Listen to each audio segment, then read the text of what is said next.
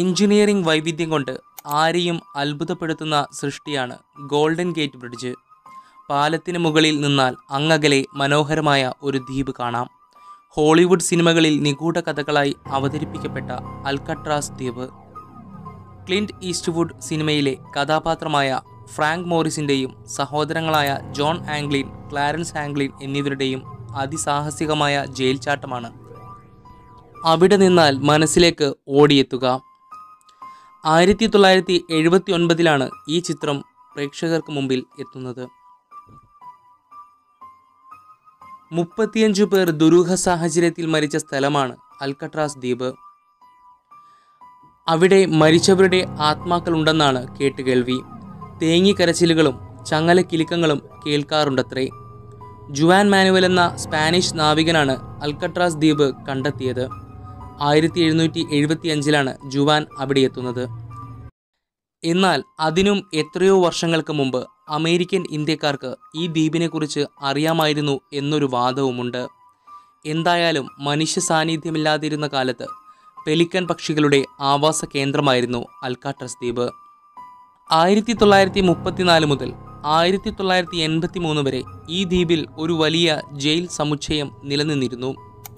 പിന്നീട് national park സർവീസിന് കീഴിൽ ഗോൾഡൻ ഗേറ്റ് ക്രിയേഷൻസ് എന്ന പേരിൽ ഒരു ടൂറിസ്റ്റ് സങ്കേതമായി ഇത് അറിയപ്പെട്ടു. തദ്ദേശീയരുടെ സമരങ്ങളും അമിതമായ സംരക്ഷണ ചെലവുമായിരുന്നു ഈ മാറ്റത്തിന് കാരണം. കാലിഫോർണിയയിലെ സാൻ ഫ്രാൻസിസ്കോ തീരത്തെ ഫിഷർമാൻസ് വാർഫിലെ ടിയർ നമ്പർ 33 നിന്ന് 2 കിലോമീറ്റർ ദൂരെയാണ് ഈ ദ്വീപ്. പാറക്കെട്ടുകൾക്കിടയിലുള്ള ഭീതിജനകമായ ജയിൽ, സൈനിക മന്ദിരങ്ങൾ, പരേഡ് ഗ്രൗണ്ട്, ലൈറ്റ് ഹൗസ്, പക്ഷി സങ്കേതമായി പടർന്നു നിൽക്കുന്ന കാട് തുടങ്ങി 22 ഏക്കർ വിസ്തൃതിയുള്ള ദ്വീപിൽ കാഴ്ചകൾ ഏറെയുണ്ട്. അൽക്കട്രാസ് ദ്വീപ് പ്രശസ്തമാവുന്നത് ലോകത്തിലെ ഏറ്റവും വലിയ ജയിൽ ചാട്ടത്തിൻ്റെ കഥയുമായിട്ടാണ്. ഇന്നും അവിടുത്തുകാർക്ക് പറയാൻ ആ കഥകൾ തന്നെ ധാരാളം. ഫ്രാങ്ക് മോറിസിനെ പാർപ്പിച്ചിരുന്ന സെല്ലിനെക്കുറിച്ച് കഥകൾ ഒരുപാടുണ്ട്. കുപ്രസിദ്ധ ഭീകരൻ അൽ ക്രാപ്രൂൺ, ബേഡ്മാൻ എന്ന റോബർട്ട് ഫ്രാങ്ക്ലിൻ, മാഗൻ എന്ന ജോർജ് കില്ലി, ക്രീപ്പി എന്ന ആൽവിൻ കാരവർ എന്നിവർ ജയിൽ ചാടിയ കഥ. അവിടെ നിന്ന് പോർട്ട് സ്കോട്ട് എന്ന തടവുകാരൻ 1962 കൊടും തണുപ്പുള്ള സമയത്ത് കടൽ ചാടി രക്ഷപ്പെടാൻ ശ്രമിച്ചു.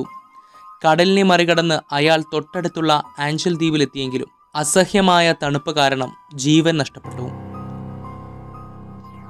എന്നാൽ മോറിസിൻ്റെ കഥ തികച്ചും വ്യത്യസ്തമാണ്. ലോക ജനസംഖ്യയുടെ 2% താഴെയുള്ളവർക്ക് മാത്രം സ്വന്തമായുള്ള 133 IQ ലഭിച്ചിട്ടുള്ള ആളായിരുന്നു മോറിസ്.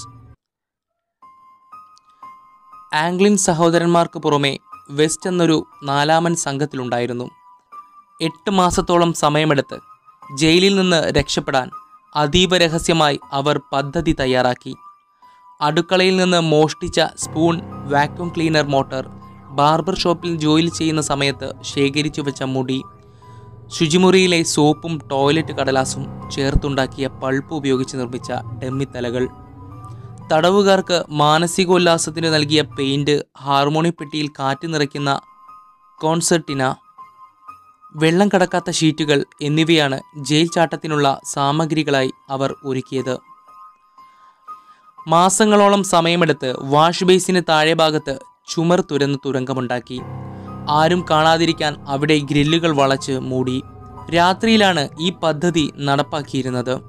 ഈ സമയത്ത് കട്ടിലിൽ ആളുണ്ടെന്ന് കാവൽക്കാരനെ തെറ്റിദ്ധരിപ്പിക്കാനായി ഡമ്മിത്തലകൾ കിടക്കയിൽ വെച്ചു.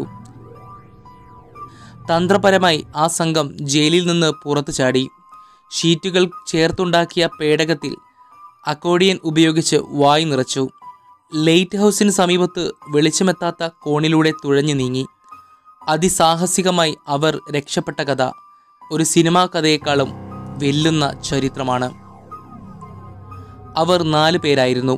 ഇതിൽ വെസ്റ്റ് എന്നയാൾക്ക് രക്ഷപ്പെടാനായില്ല. ജയിലിനുള്ളിൽ നിന്ന് പുറത്തേക്ക് വരാനുള്ള തുരങ്കത്തിൻ്റെ ഗ്രില്ല് തുറക്കാൻ വെസ്റ്റിന് കഴിഞ്ഞില്ല. കട്ടിയിൽ ഉറച്ചുപോയ സിമൻറ്റ് നീക്കാനുള്ള ശ്രമം പരാജയപ്പെട്ട് അയാൾ തുരങ്കത്തിൽ തളർന്നുറങ്ങി. വെസ്റ്റിനെ പിന്നീട് അധികൃതർ പിടികൂടി. ഇയാളിൽ നിന്നാണ് ലോകത്തെ ഏറ്റവും സാഹസികമായ ജയിൽ ചാട്ടത്തിൻ്റെ കഥ ലോകമറിഞ്ഞത്. ജയിൽ ചാട്ടത്തിൻ്റെ സാഹസികത ഇപ്പോഴും ഹരം പകരുന്ന ആവേശമാണ്.